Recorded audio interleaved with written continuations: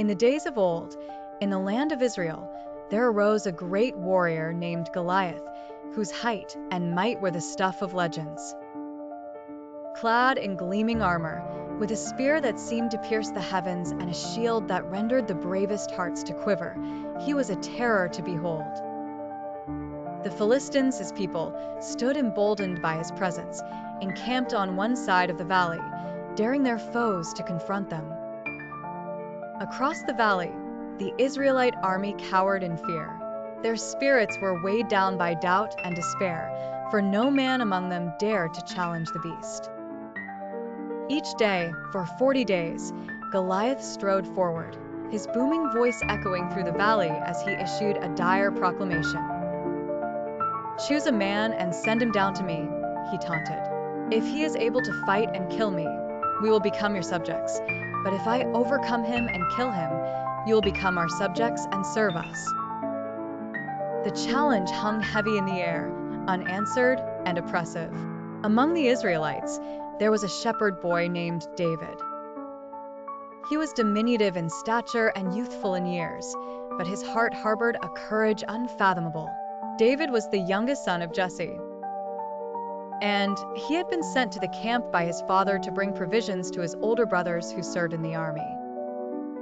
On that fateful day, as David arrived with his parcels, he heard the voice of Goliath, a voice that seemed to shake the very firmament. His brothers sought to send him away, fearful for his safety, but David was undeterred. His spirit burned with righteous indignation. "Who is this uncircumcised Philistine that he should defy the armies of the living God?" he declared. The words reached King Saul, who summoned David to hear his plea. Before the king, David spoke with a fervor uncharacteristic for one so young. "Let no one lose heart on account of this Philistine. Your servant will go and fight him," he said. King Saul, taken aback, offered his own armor to the boy, but David rejected it. The weight and size were cumbersome, for David trusted not in the trappings of war, but in the strength of his faith and the skill in his hands. With his staff in hand and 5 smooth stones chosen carefully from the brook, David approached the battlefield. Goliath's laughter rang out as the giant beheld the unarmed youth.